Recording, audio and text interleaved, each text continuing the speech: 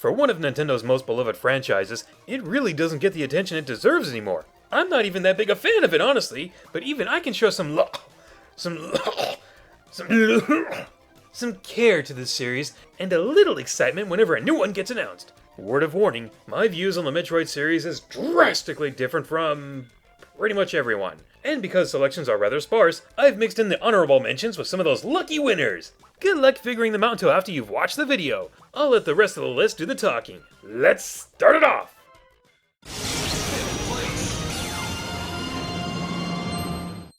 The last Metroid is in captivity.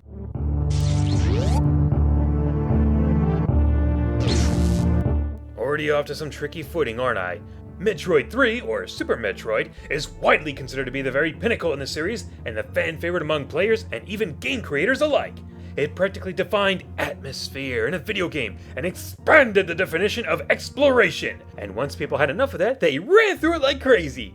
I can see why it's such a big deal. Better aim controls! Recharge my batteries! Cinematic feels! I have a map! I'm walking on one wall. Nobody likes farming. You got boost power! The bigger they are, the bigger the explosion! But for me, there are some parts I'm not too fond of. I hate you, Meridia! I'm such a noob. I get the whole, I'm a one-woman force against a deadly army in a hostile planet with no one to ask for directions.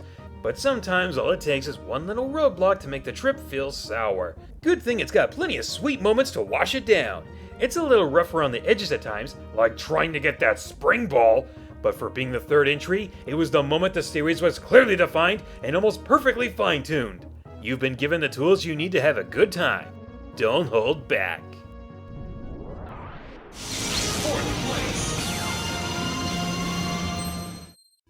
Sometimes to really appreciate what you have and what can follow, it's a good idea to go back to where it all started and how far you've come.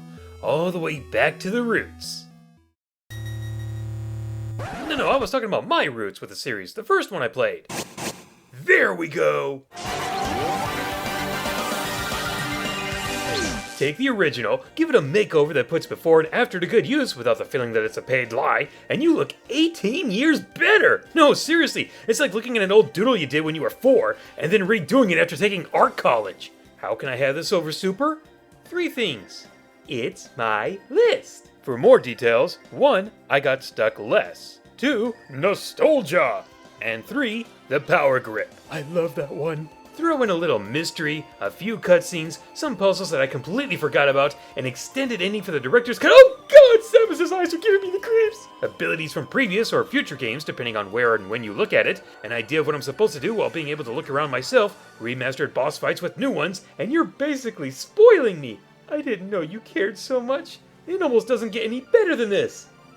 Did you pick up on those last few words? No matter what anyone tells me, I can never get behind the idea of going from one corner of the world to the other, backtracking. What's slightly less annoying is that dirty little trick they play on you. Are you ready to go to the next level? Oh boy, that sounds swell. Well, too bad. Now go back to where you just were because blah! You never let me do what I want. Still, at the end of the day, you have to admire just how masterfully done this remake was. Huh. Maybe that should be a list someday.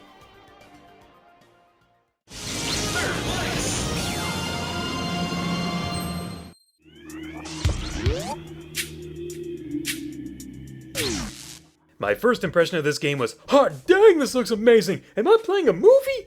But I actually didn't pick it up for a very long time. In fact, I actually didn't get this one until this came out. Yeah, I was playing this when everyone else got this. I think I got the better end of the deal. Patience and being cheap can often go hand in hand. And playing it on the Prime Trilogy with the Wiimote feels like it just gets better and better. You'd think that if I got easily lost in a large 2D world, then I must be banging my head against a spiked wall in the next dimension. And that's where you're wrong. The only time I needed help was finding those stupid artifact locations.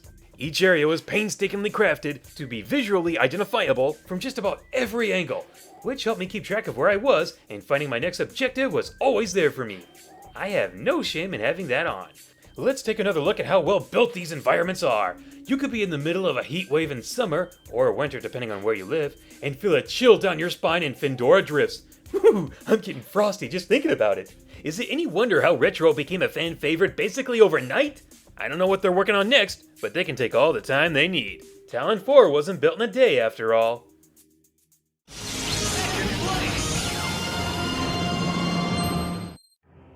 When you've got a successful trilogy, common debate among fans is which one is the best. Sometimes it's the fourth one. Just make sure you don't leave out the word opinion or else it's gonna get ugly. From what I've seen regarding the Prime Saga, the second one isn't even a contender.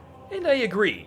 So when you apply the rule of elimination to this list, the answer is pretty obvious.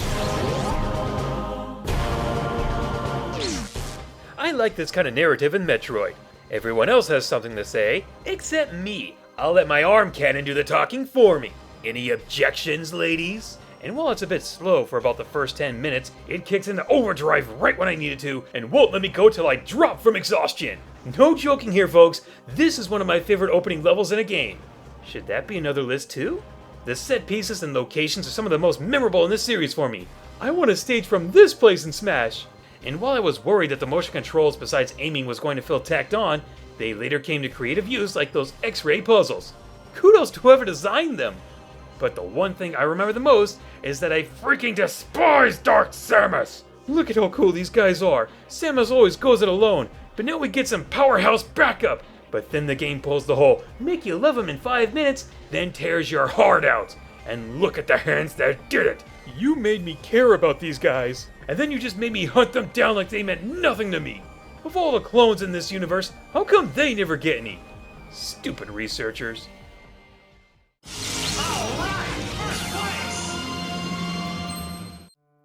How many of you are still here and haven't abandoned me for not having Super or Prime at the top? Oh, you guys! Hugs! But then what could I have if they didn't make it here? Well, what if you take the basic structure of Super Metroid, add the little stuff that came before Zero Mission and Prime 3, and fuse them together?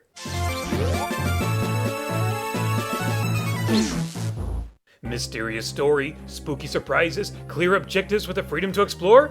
I guess you do know how to cater to me. I'll book you for an afternoon this weekend. Fusion already starts off with Samus on the operating table, and things only get more gruesome from there. I hate your bulk nightmare. I know what I just said about preferred narrative in Metroid, but I don't mind it when Samus has dialogue like she does here. You know, the kind that doesn't hurt anything, like your reputation for being a strong, independent person that still shows some humanity. My mission this time is to investigate the Biospace Laboratory, only to realize it's nothing more than a floating cemetery in space, haunted by parasites that defy all logic. They can take over any life forms and machines, and steal their memories and all of their abilities. The X should have gotten a patent on that. Good thing I'm now some kind of space Pac-Man! Waka waka waka waka waka waka waka. The way the levels are set up seems pretty lazy on paper, but in execution, it just works! Then they tried it again and it really felt lazy. There's a forest room, a water room, a night room. When did I get to Ganon's tower? The lab is a great cover for having the environment set up as convenient areas for the players to look at. Yeah, there's still some back and forth junk, but here I don't mind it as much because of how they handle it. Samus, we need you back in Sector 3 ASAP. Give me one good reason why I should drop everything to retrace my steps. It's gonna explode in 6 minutes! I'd panic if I wasn't so used to this. You thought a secluded virus-infested spaceship with deadly creatures and rampaging robots was bad? They are cakewalks compared to the threat of opening any door and walking right into... Oh, hey me! How am I doing? You know, that used to be my look, but you pull it off much deadlier than I did. You know, there's no reason for us to fight. We're so powerful we make bases rage quit. With our combined powers, we could usher in a new age of... Why can't I make friends?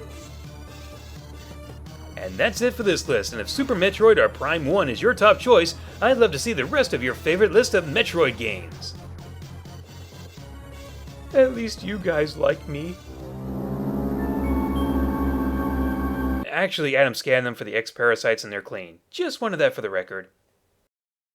20 seconds to plug a video? Let's go! Revolution's top 5 frustrating moments in video games. Nicely clean editing, good examples, and you plug someone at the end. We should all be doing that if we want our channels to grow. Improvements that could be made are parts that could have been shortened, like the Xenoblade Chronicles X segment, and the background music and narration are pretty close to each other. Try to lower the BGM just a little bit more next time. Otherwise, keep up the good work and I'll see you guys in another video. Later, everyone!